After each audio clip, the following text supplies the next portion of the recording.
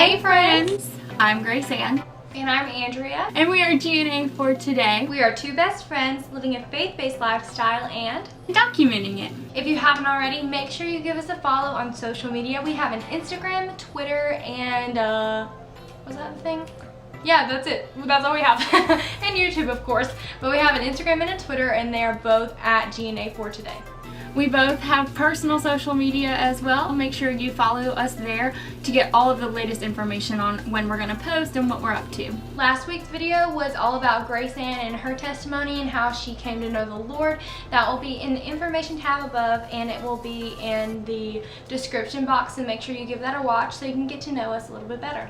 This week we are going to be talking about mental health, and we're going to be breaking down exactly what mental health issues are, what the difference is between mental health disorders and like mental health issues and struggles. We're going to be talking about this because October 6th through the 12th is Mental Health Awareness Week, and we want to be able to have an open discussion about this, especially in the Christian community, because a lot of times it's not something that we feel very open to discuss, and we want to break the stigma on this type of discussion. So to start off this video, we wanted to give you an actual definition of what a mental health disorder is. So this is from the CDC's website, and it says mental health disorders is conceptualized as clinically significant behavioral or psychological syndrome or pattern that occurs in an individual and that is associated with present distress. For example, a painful symptom, or a disability, for example, impairment in one or more important areas of functioning, or with a significantly increased risk of suffering death, pain, disability, or an important loss of freedom. So know that Andrea has given you the actual definition of mental health disorders. I wanted to elaborate on that a little bit and talk about what specific disorders there can be. This is just a couple. There are many different disorders, but I do want to specify that all of these will be diagnosed by a clinical professional, and it will be diagnosed by either a psychiatrist or a psychoanalyst, psychotherapist. But these are just a few examples. So there is major depressive disorder, bipolar depressive disorder, there's generalized anxiety disorder, major anxiety disorder, there is schizophrenia, there is post-traumatic stress disorder, there is eating disorders, attention deficit disorders, attention deficit hyperactivity disorders, there's, obsessive controlling disorder. There's a wide range of them, and they vary in terms of how severe they are, and it varies case by case. So someone could be diagnosed with major depressive disorder and generalized anxiety disorder, but really only struggle with the depression because of the anxiety, or vice versa. So like I said before, these will be diagnosed by a professional. It's not something that you can diagnose yourself. It's something that you have to see someone in a clinic to get diagnosed for. And a lot of times people with mental health disorders will have more than one, because a lot of times they go hand in hand. Now, almost all of these are on a spectrum. So major depressive disorder might not look the same for one person as it does for another, just like autism spectrum disorder doesn't look the same for one child to another child.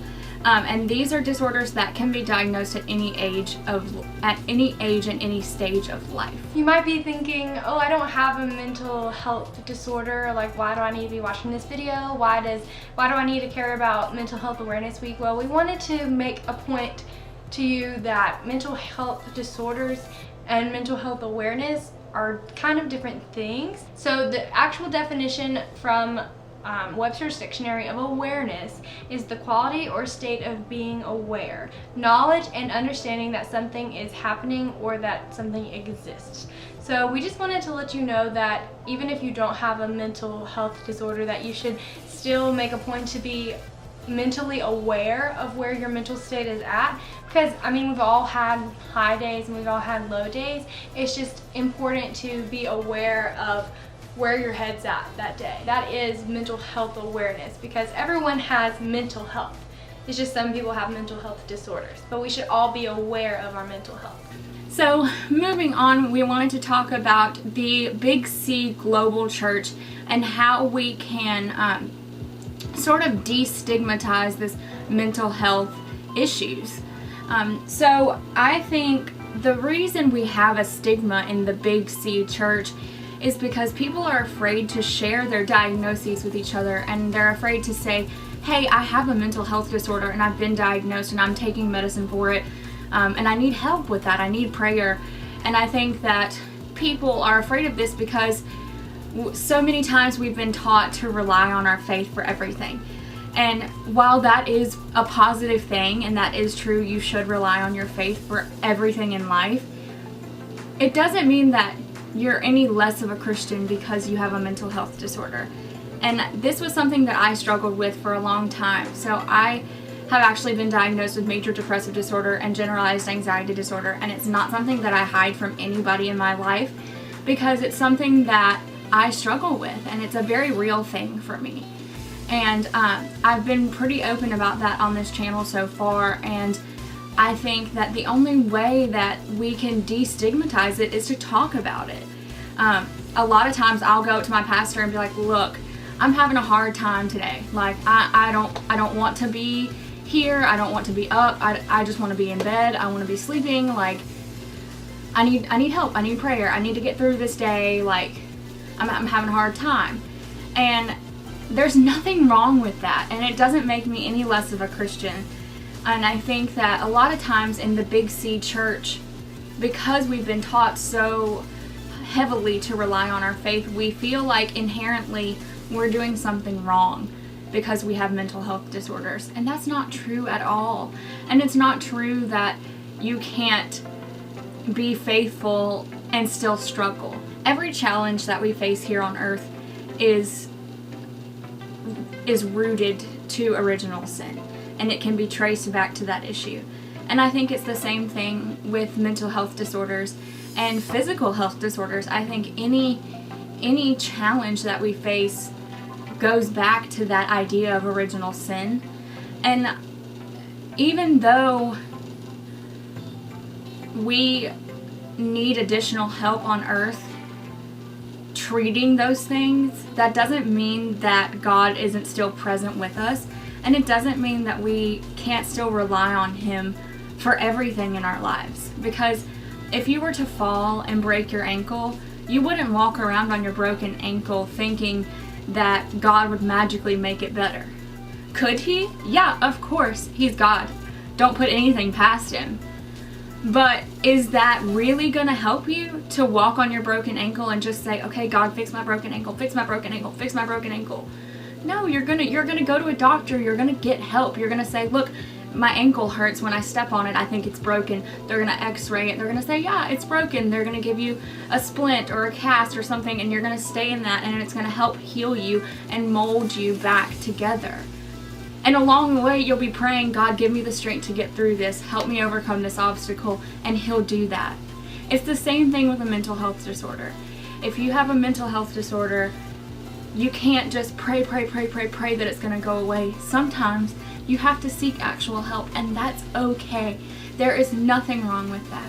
When it comes to the large scale of churches, I feel like what I've mostly seen is that people are pretty uneducated about mental health disorders. And so, I mean, I don't have a mental health disorder, but I can just imagine that that will make people who do feel a little iffy about sharing their testimony or just sharing their life story or anything with these congregants because they don't really understand. And so it kind of makes it uncomfortable. That's just what I think, and I've talked to Grace Ann a little bit about this as well, and she thinks that too. But as a person who does not have a mental health disorder, I try to learn about them because it's kind of, I don't know the statistics or anything, but you'd be surprised how many people you know that have depression, but you don't even realize it. Like, there are so many people who are clinically diagnosed with depression that we don't even realize how common it is. Actually, in our congregation, in our church, there is a big amount of people depressed. So I think it's important to be knowledgeable so that we can reach all types of people. I wanted to discuss how we can make a change. I wanted to pay a little bit of tribute to Jared Wilson, who was a pastor in California who tragically took his own life. He was making strides in our community, in the Christian community, to destigmatize the conversation around mental health. He and his wife created Anthem of Hope, and it is a Christian-based lifeline where you can go and you can talk to Christians about what you're facing and your mental health problems. And I think it's so important to have things like that, to have outlets, to talk to people who are like-minded and to say, hey, I'm struggling with this and I know that God can help me and I know He is helping me in every step that I take, but I need a little extra support today. Can you help me with that?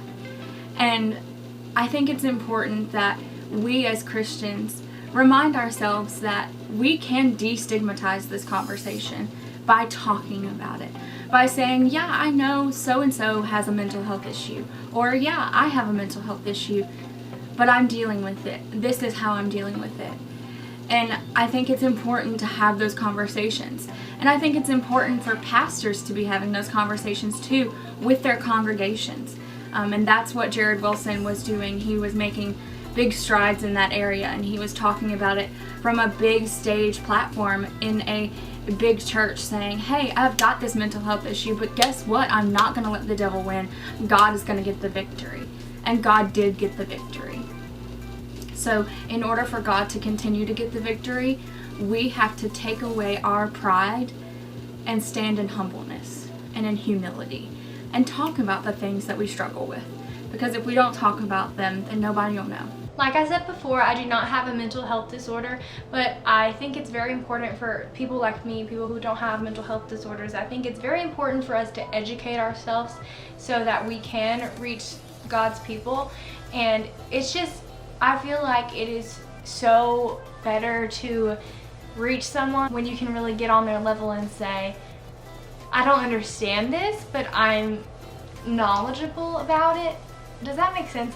Like, there's no way you're gonna understand something that you don't go through, really. You can't fathom it, but you can try to be knowledgeable about it and try to relate to them in a way. Whenever people have mental health disorders, they're gonna wanna talk to others about it. And if you don't know anything about the subject, then you're not really gonna have anything to talk about in this conversation. You're just gonna be listening to them, which listening is important as well, but I mean, like, I eat really healthy, and Grace Ann is my friend, and since we spend so much time together, like, it'd be annoying to me if she didn't really learn anything about why I eat healthy or what I actually do eat and what I actually don't eat. I mean, that would be kind of like hurtful to me because we're so close. I feel like that's the same thing whenever you have a close friend who has a mental health disorder. You should make an effort to learn about that disorder and what they go through on a daily basis. I did want to give you guys just a couple of tips and a couple of resources. So what really helped me getting through my diagnosis was seeing a psychotherapist and seeing a psychiatrist. There are plenty of options around you. There are going to be a couple of resources down below in the description box. But sometimes you need just someone to talk to. So you can go see a therapist and you sit down and they'll ask you a couple of questions about how you're feeling. They might give you a quiz to take, and they're just there to listen. They're not there to judge, and they're not there to criticize you for how you feel or anything like that. They're simply there to listen and to give you advice. And for some people, that's all you need, and that's very helpful. For me, I needed medication and combination therapy, so I see a psychiatrist and a therapist. I see a therapist about once a month and a psychiatrist every 3 months. And I take daily medication as well as talking to a therapist once a week or so. And that really helped me because I do need someone to talk to that's unbiased, but I do have a chemical imbalance in my brain, so taking extra serotonin helps me feel better. And there's nothing wrong with that. So if you feel like you need combination therapy, find a psychiatrist in your area and go talk to them. Tell them how you're feeling. There is also some group therapies. So maybe you don't like talking one-on-one, maybe you have social anxiety, and they have group therapy for that. If you use the links down in the description, you'll be able to find local therapies nearby. And we have, it is for only for people in the U.S., so sorry if you're outside of the U.S. I've tried to put a couple of different links that work worldwide as well as nationwide. But there is going to be a link in the description for Anthem of Hope, which is the Christian-based crisis center. Then there will be a link for the National Suicide Hotline. So if you or if someone you know is struggling with thoughts of committing suicide or suicidal actions, please, I encourage you to call this line, to call a crisis line, to talk to somebody, to get an unbiased opinion, someone who might not know you personally but can relate to what you're going through. We also have the crisis text line, so if you don't like talking to people on the phone but you feel more comfortable texting, there is a crisis text line, and I have put the United States and the Canada number down below. And then underneath that will be the findatherapist.com, and that will be for anybody in the United States. You can find therapies and psychiatrists local to you, and it's a quick and easy resource. You just put where you're located and it'll list all of these different therapists nearby. And I hope that you guys will find some use out of them. And if you or someone you know is struggling with a mental health issue, send them this video or pray for them, pray with them, talk to them. Don't be afraid to bring it up in conversation and say, hey, I know you're struggling with this, but I'm here for you.